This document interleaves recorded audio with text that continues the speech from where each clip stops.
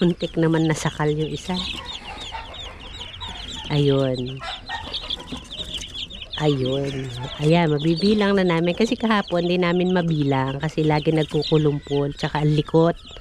So, ayun na. 5, 6, 7, 8, 9,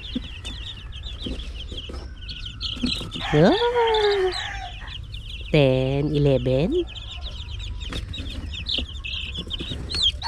12, 13. So, ayan na po mga ka-neighbors. At nayari na pala. Galing ako sa labas eh. Nayari na pala ang aming kulungan ng sisiw. Yan.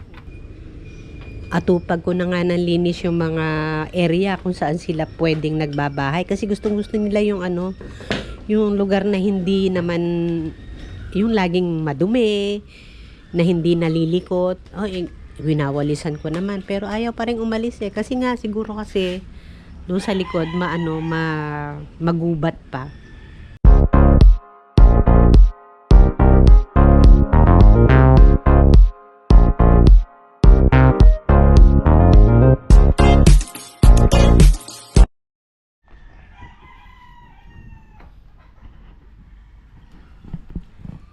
Hello, magandang araw po.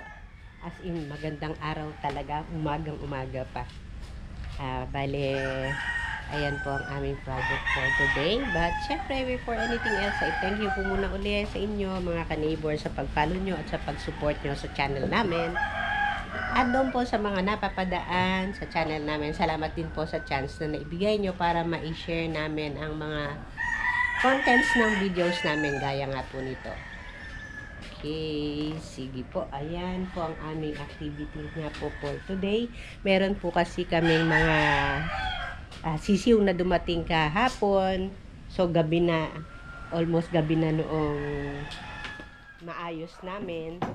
So, ngayong umaga, eto naman po, kasi nga maaga kaming nagigising sa umaga. Sabi na husband ko, igagawa niya na muna ng temporary bahay yung aming mga sisiw kasi malamig at saka protection sa daga at saka sa pusa ay di iaayos po namin iring aming kulungan na ere. Kasalukuyan sila ay nasa loob ng bahay kasi napakalamig pa po dito sa amin, napakahangin. Tamang-tama naman, may materials po kaming magagamit. Ayun, meron pa kaming mga plastic na ganun. Tapos itong mga excess sa construction na mga net. Ayan, kung kakapusin ay tagpi-tagpi na lang muna siya at aantayin lang namang lumaki yung mga sisiw, yung able na silang gumala. Gagala. So, okay, ito na po mga ka-neighbors at nakatapos na po ng 3 phase ng, hindi pa pala, 2 lang pala, ongoing yung pangatlo. At matatapos na rin ang bahay-bahayan na aming mga sisiw.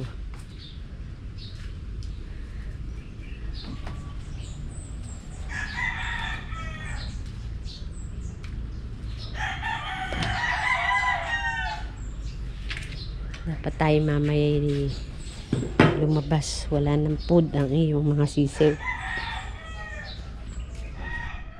Okay, tana. Bisitahin natin yung mga sisiw sa loob. Ay, medyo maaraw na, kanina napakadilim pa eh. So, okay. Ay, ito na po. Pakita ko sa inyo ang mga sisiw namin. Ayan, hello. Hello mga chicken. Ay, manok pa. Sisiw pa nga pala. Ay nako, ito yung sinasabi ko na kailangan namin lumabas maya-maya kasi wala na silang pagkain.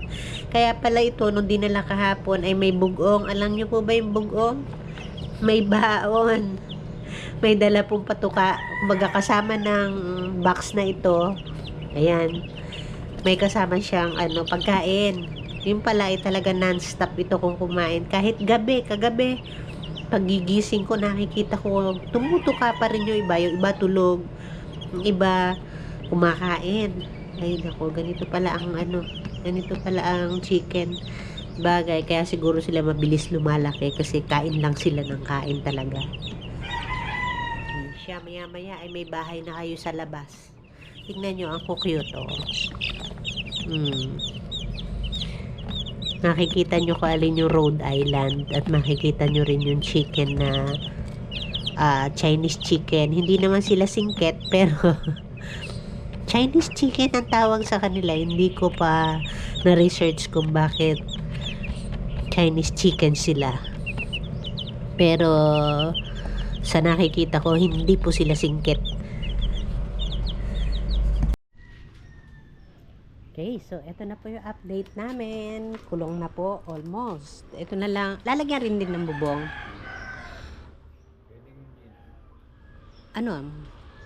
Katarpulin na lang. So ayan, bali ito na lang ang kulang. Bubong. So tarpaulin na lang daw po ang ilalagay namin kasi mas madali siya kasi natutungkab, nabubuksan.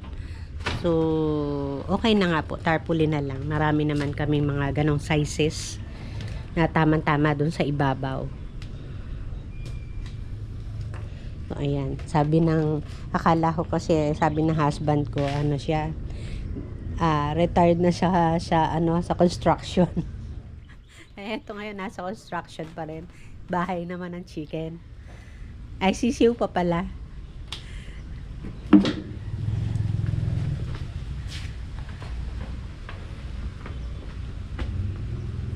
Pero saglit na lang naman siguro itong taglamig. Kaya nga lang sisiw nga kasi kaya kailangan talaga nila ng ganito. Sobra lang, ha? Kinakain ng mga daga. Sobrang lamig at saka nga meron kasi mga daga dito.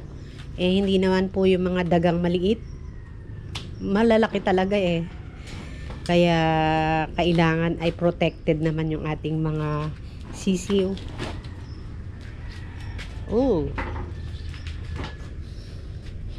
Kahit naman gawin nyo doon sa mga daga na yun, ewan ba bakit ayaw umalis. Atupag ko na nga ng linis yung mga area kung saan sila pwedeng nagbabahay kasi gustong gusto nila yung yung lugar na hindi naman yung laging madumi, na hindi nalilikot. Winawalisan ko naman pero ayaw pa rin umalis kasi nga siguro kasi doon sa likod magubat pa, masukal pa, kaya gustong-gusto nila yung ganito. May mga portion din kasi na hindi mo mabuhat yung mga nakalagay kasi mabibigat. So dinudukot ko na lang yung ilalim. Pero syempre merong mga area na hindi mo naman maabot na. So basta ito kailangan namin ng protection para sa aming mga sisiw.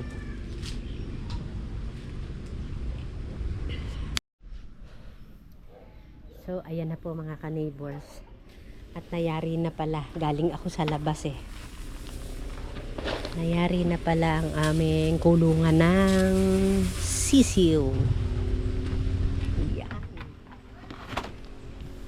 Ayan, thank you kay Ana Marie para sa aming ipa ng palay. Meron kasi kaming mga ipa, kaya lang ipa na panghalaman. Yung meron ng chicken manure. Eto, plain na ipapayan malinis. Tama-tama sa beddings ng aming mga sisiw na maliit. Kasya na yan.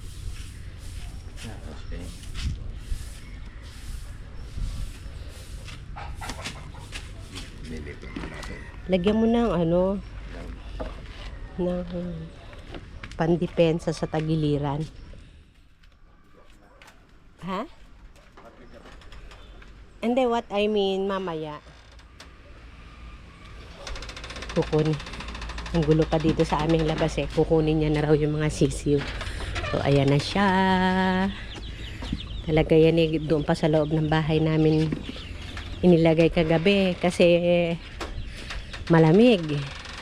Kawawa naman ang aming mga cutie chick. Natandaan mo yung ano, Yun. yung pampainom? Hindi. Tatanong na lang doon sa bili. Muntik naman nasakal yung isa. Ayun. Ayan, mabibilang na namin kasi kahapon di namin mabilang kasi lagi nagkukulumpol tsaka ang likot. So ayun na, 5 6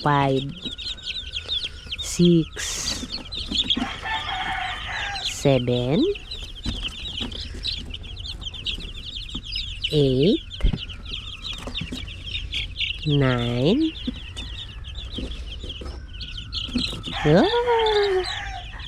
10 11 12 13 akala ko pang 14 yun eh. Yeah. Dito ang tuwa sila ngayon sa kanilang malawak na galawan. Wala na yatang tubig. Hi chicken. Close up natin. Tanyo, ang cute eh. Kulay black yung legs. Tsaka yung tuka. Tapos yung ibang lahi. 4 pala yung brown.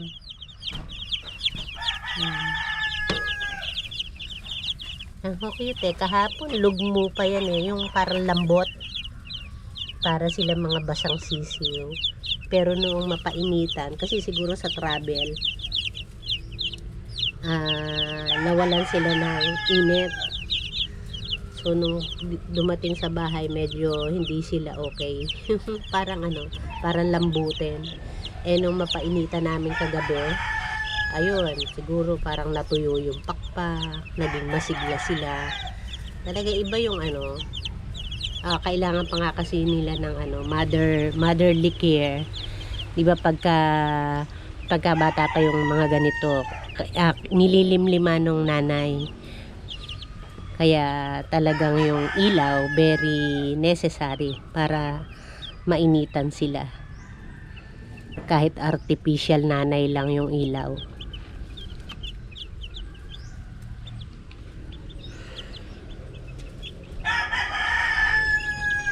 Hindi kaya kailangan na mineral ang tubig nila.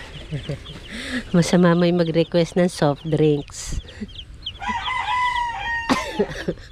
Hindi, kailangan rin may vitamins para sila ay mayroong tawag doon. Vitamins and siguro may vitamins. Hindi pa naman antibiotic tong ganito. So, ang kailangan natin gawin ay bumili ng patuka. Hindi lalanggamin yan dyan.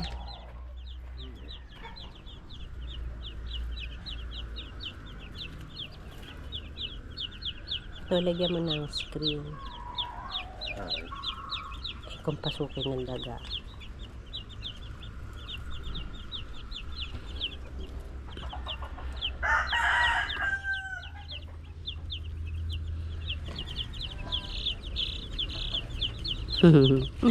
Nag-iinat din naman eh. Uy. Ang liit pa ng pakpak noon. Boses sisiw pa. Kagahapon hindi ko masyado na-appreciate yung kanilang tunog eh. Kasi nagkukulumpulan sila. Ngayon, nakakatakbo na. Oops. 13 Ay, 13 bilang ko kanina. Tanong natin sa mga viewers kung ilan yung bilang nila. May ebidensya tayo.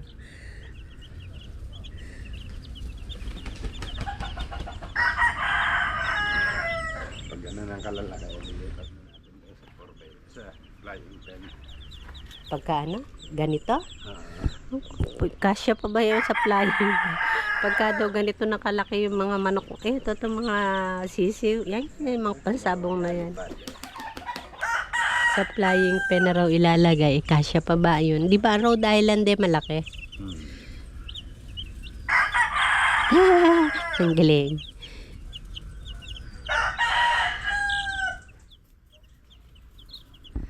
Mm. Makikilala na ko ilan ng babae, lalaki dyan.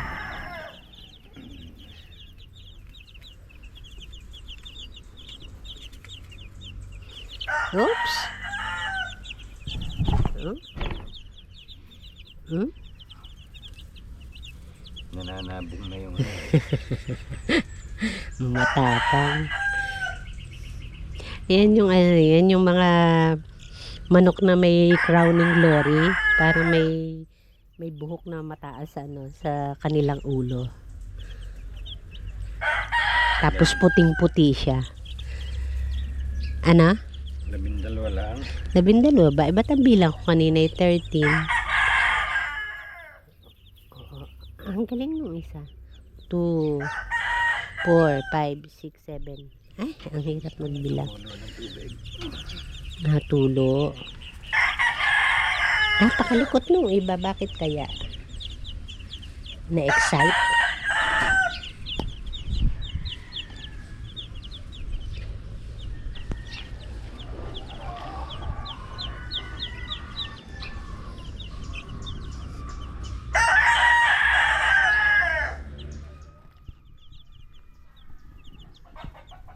Nabilang mo na? 5, 6, 7. Nakakainis naman. Ang likot eh. 1, 2, 4. 13 nga. Kasi isa-isa mo na ang binilang kanina ko. Saan mo magkamali pa. Na-excite sila sa kanilang lugar, no? Kaya natalon-talon. Oh? Oh? Sana sa bayan makabili ng ano. Ay, ang cute, oh. Ang galing. Nagsasabong na nga. Siguro nung sila'y nasa, galing. Ang cute. Siguro yung nasa kahon hindi makaporma eh. Ngayon eh, sige. Maluag eh. Tarpaulin na Pang cover. Siya, ako'y maghahanap muna.